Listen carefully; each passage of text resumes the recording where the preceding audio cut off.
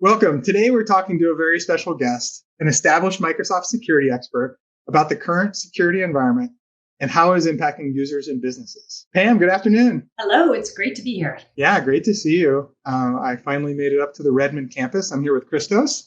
Nice to be here. Nice to have you here. Well, Pam, I'm a Pam fan, as you know, and you and I have worked together over the years. How are you doing? And tell us a little bit about what's going on. Oh, I'm wonderful. I'm very excited.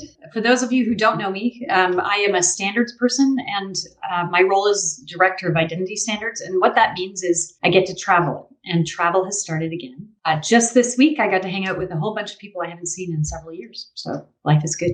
Yeah, it definitely feels, I was on the plane yesterday up here to Seattle, and it definitely feels like things are good here at Microsoft campus. Things are kind of back. So that's awesome.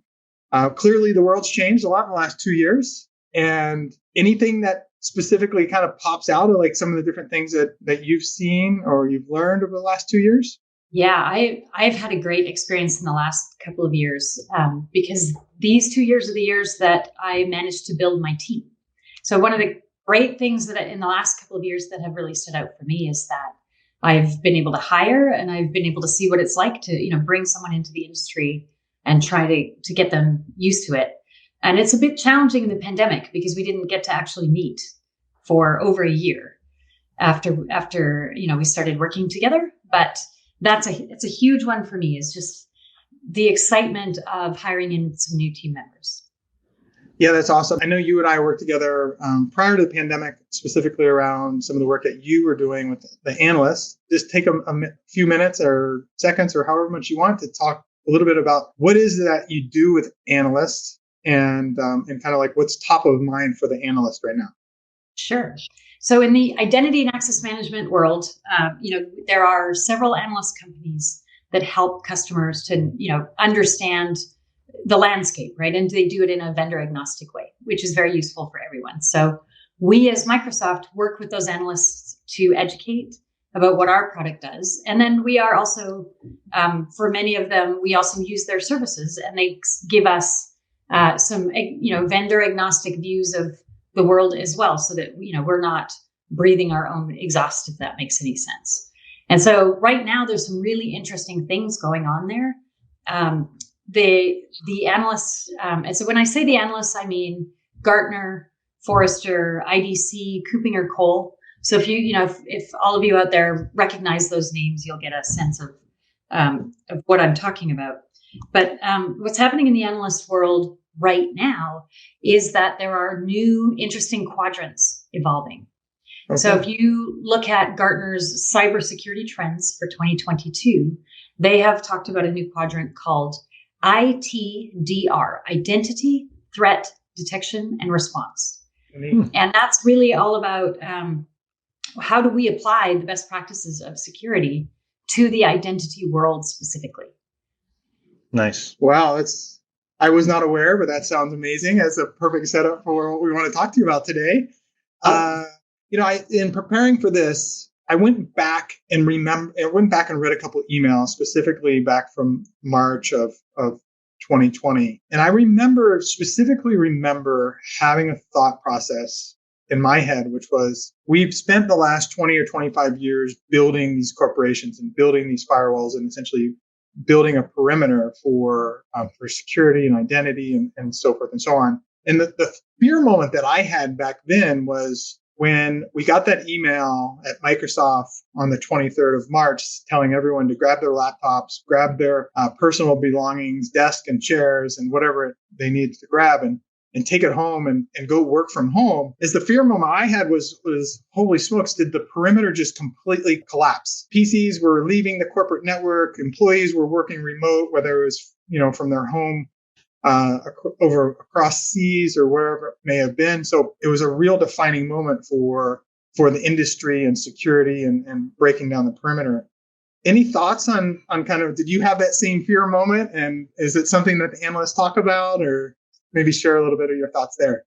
Yeah, I did have the fear moment, but there's also sort of a sigh of relief that came at the same time because what the pandemic did for us is it took away crutches. And that's obviously a terrible thing. If you take away a crutch, you can fall over, you can hurt yourself.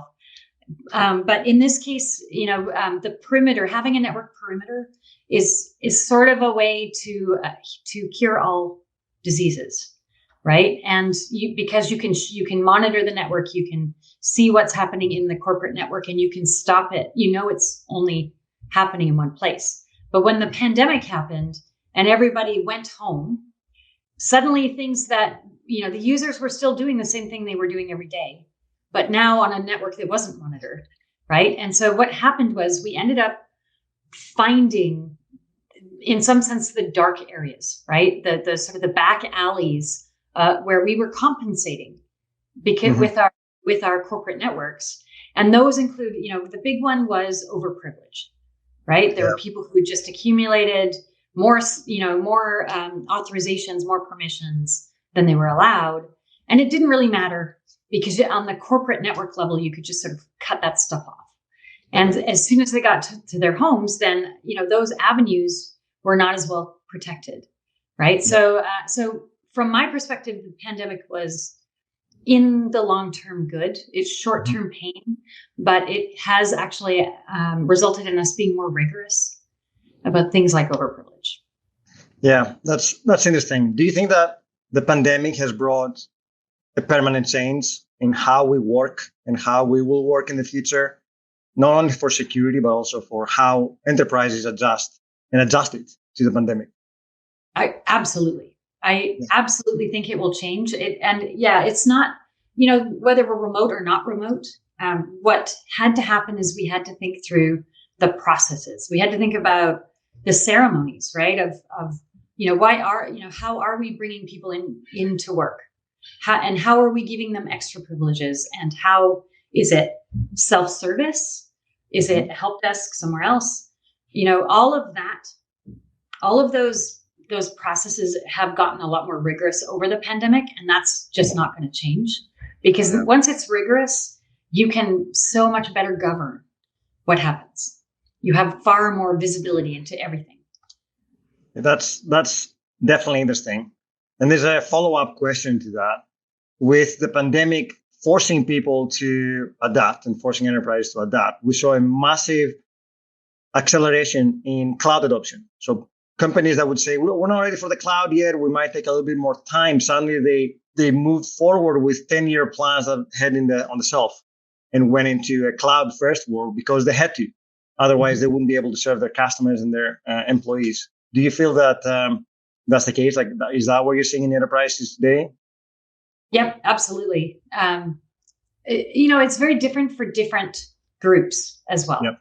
So for a lot of, for example, our bigger customers, this was a road they were already on. Mm-hmm. Yep. Thought they were going to take a longer time to get there. And so it was really, I would love your thoughts too. It was a story of acceleration rather than a story of invention.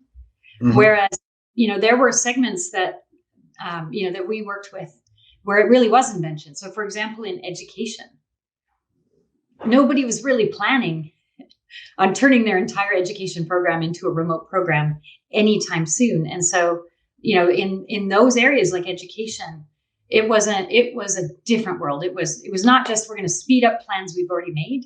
It's, please help us. We didn't think we needed a plan, right? What can you do for us? And I think, I'd be interested, certainly for anyone who's listening to this too, right? Do you see that bifurcation? Is it some folks were inventing and some folks were accelerating, or was it not that clean cut?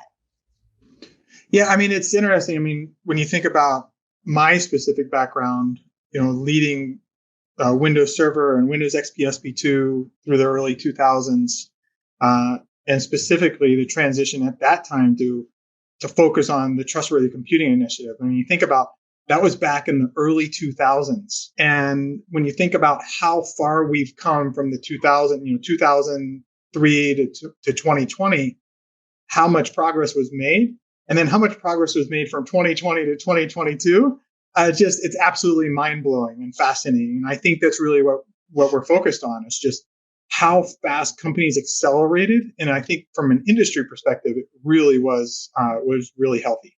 Yeah, I agree. I think the other thing is, if you look at things like passwordless adoption, I mean, that's a perfect example of something that was, well underway in 2020, but has changed radically in the last 2 years. And I don't know if the pandemic can be said to be the catalyst there. I think part of it is also our breach, our breach culture, right? And how quickly there have been some very, very detailed breaches, right? And very, very, very smart attackers that are using our systems against us and using our identity systems against us. And I think that has really caused multi-factor authentication to be thrust into the spotlight and into the mainstream. Yeah.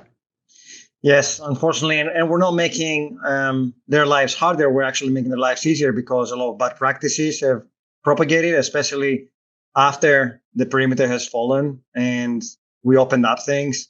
Like source control now, it's not part of the behind the firewall. It's on GitHub, and people can screw up with permissions and allow access to sensitive information.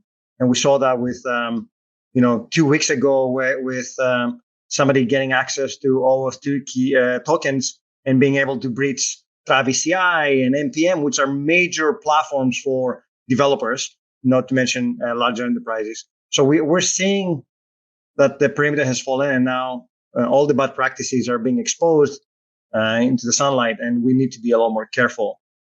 Right. I think too that there's it's a bigger deal not to have multi-factor authentication.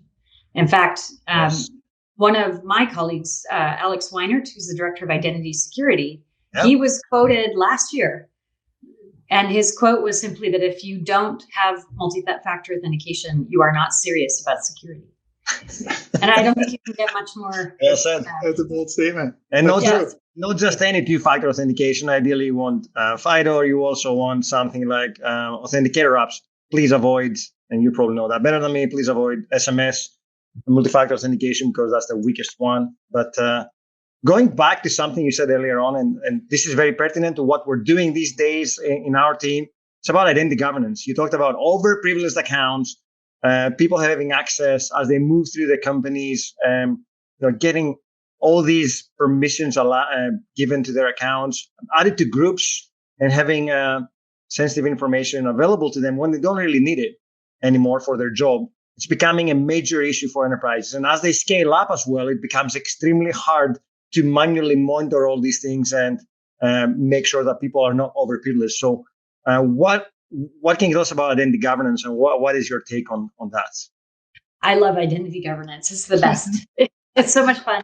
It is, it's sort of the circulatory system of an enterprise in some ways. So when you think about your relationship with your company, it's almost as if you have this relationship, not just in the moment, but over time, right? You get recruited, then you get hired, right? Then you might get promoted, you might get demoted, you might move to a different business unit, right? So you can think of your relationship with a company as almost like a clothesline that gets strung up, and you keep adding new things to the clothesline, right? And it becomes this long chain of events that occur, right? And that in theory ends with you choosing to leave the company, right? And so that it's this string of events, and not only people have these relationships with the company, but there's also non-human identities. You could, maybe you're an app developer out there who registers an application for single sign-on. Well, that application has an identity, and it also has a beginning, a middle, and an end, right? A story that gets told. And so identity governance is all about managing those stories. And so there are tools that are, typical in our industry for identity governance. And they include, we have lots of lingo, like onboarding, joiner, mover, leaver is an example of the lingo that you might hear. There are also processes that are important to prevent overprivilege. And when I say overprivilege, you can think back to the clothesline, right? Where, in theory, over your life, you don't really want all of your clothes on the clothesline the whole time, right? Because maybe maybe the fashions change, or maybe you gain some weight or lose some weight, right? Yeah. And so the idea is to take the things off the clothesline that are no longer appropriate and to only leave the things there. So if you start working in the sales department and then you move to the marketing department, there's a whole bunch of things you don't need that are sales related anymore. Correct. Right. And so overprivilege is looking at what you're doing now in the moment and what you have access to on your clothesline. Yep. And paring it down to only the things that are important. And the reason we do that is something called least standing privilege, which just means that on any given day, the only things you should be able to do are the things that are necessary for your job. And if you have to do anything exceptional, you should undergo a process, right? And so that's sort of the second part of identity governance is there's this set of ways that you can detect that things aren't the way they should be, right? And so there are manual things like access certifications and access reviews, right? So, having a manager, for example, go through and say, yes, these are the right set of privilege, for this person to have. But there's also things like just-in-time privilege elevation, which is all about, hey, I need to do something exceptional and I don't have the privilege. How do I quickly get access? I get just enough privilege given to me in the moment so I can go achieve what I need to do to do my job. Yeah. Right. You mentioned one of my favorite words, which was sales. And by no means is this a sales talk, but I guess I have two questions for you, just since you mentioned one of my buzzwords, which was what is a scenario or the most common scenario where someone should think about identity governance? And then from a sales perspective is what is Microsoft's offering to help with identity governance? Right. Historically, right, the companies that really care about governance, right, are companies that are regulated, right? So an example of this is Sarbanes-Oxley. If you're familiar with Sarbanes-Oxley, that actually came out of the Enron scandal a long, long time ago. And it's all about making sure that the right people have access to financial systems, right? So, those folks care a lot about identity governance because the CEO can be fired or sued, right? Or go to jail. And so that's sort of where it started. But the truth is that no matter where you are, no matter how big your company is, you should be starting to care about governance. So, the question is, do you need a professional product to help you with that? And you may or may not. So what we have the way that Azure AD works is it's a tiered system. And we have a thing called P2, which is our premium offering, right? P1 is our regular offering that, you get to pay and you get all the cool stuff that we do. But what P2 does is adds this layer of audit and all of the things I was talking about, the fancy processes for join, remover, leaver, and access reviews and certifications and privilege elevation. So P2 is what you want if you want to come in and really start to have control over these life cycles of both human and non-human identities. But the other thing to know is you may not have purchased Azure Active Directory P2. You might have purchased EMS E5, and that also has all of the P2 features in it. So you can do all of the governance stuff you want with that. And then there's also an Office 365 tier, whose name I don't know. We did a session on licensing. So if people are listening right now, all the links will be available in the description below. So you don't have to remember everything. And we also have a fantastic map of all the licensing that is on EMS and P2 and what have you. So we can point you to that to find all the details. So if you want in these categories, you can quickly map it out. If not, you can find exactly what you need to do and jump to the right tiers. Don't worry about that. Yeah, I think that's a pretty good example that neither one of us are in sales. We don't know either. We're both in engineering. Actually, so are you as well. So we did a whole stream and there's a video on YouTube right now. As I said, we'll add the link so people can figure out how to get access to all the identity governance functionality. So Pam, we've talked about a few things. I guess one question I have for you is, when you think about security, what's keeping you up at night? So many things. Yes, I have a long laundry list of anxieties, as it turns out. However, a lot of the things that my team thinks about are very, very forward looking, which is super fun, but also terrifying. And so the thing that really gets me is something called token theft. And you may not have even heard about this. It is something that we're working in the standards bodies to try to mitigate. But essentially what token theft is the next thing that an attacker is going to try to pull on you once you take away passwords from them. So at the point where you have implemented MFA and they still want to attack you, they're going to get creative. And so we are sort of working proactively right now to prevent what this stage 2 attack is going to be. So token theft is the idea that once you log in as an end user, you get these tokens. You get OAuth access tokens and cookies and sort of these beautiful but small coupons that allow you to get access to stuff. And the attackers are looking to steal them. They're looking to just take them, exfiltrate them to their own computers and then run them and impersonate you. And so the reason they can do this is because some of these tokens are what are called bearer tokens. And a bearer token is exactly like a coupon, right? If you are holding the coupon, you get the discount. Access. Yeah. So it's the same thing, right? And so we don't like that. What we want are what are called sender constrained tokens. And we have different specs that help us get there. But the whole idea is somebody shows up at Azure AD and says, hey, I want access to this very, very important document. And we say, oh, well, and they hand over the coupon and we say, well, did we give you that coupon in the first place? And prove it.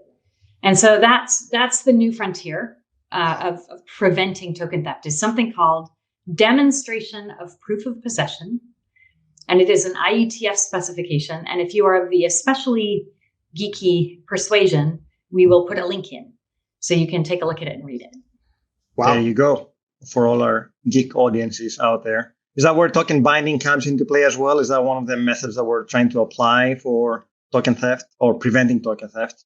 Yes. In fact, this is a kind of token binding. So this is what we would call application level token binding. Mm-hmm. There are other kinds of token binding, including what we would call TLS or transport layer token binding. And that one's amazing, but very difficult, where you actually, the way that you prove that you deserve to have your coupon cashed is you can prove that it was issued on the same TLS channel as you're now playing it back. Interesting. Yeah.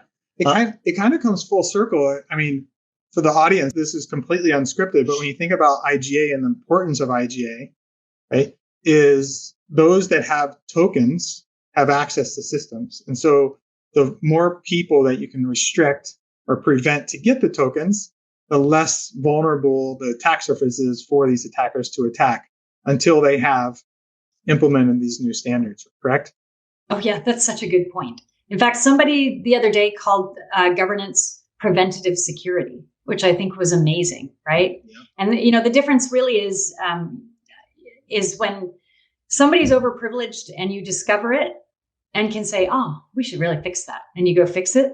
That's a great day, because the alternative is, oh my gosh, this service was overprivileged and we've been breached and we have to do a security response, right? Those are the bad days.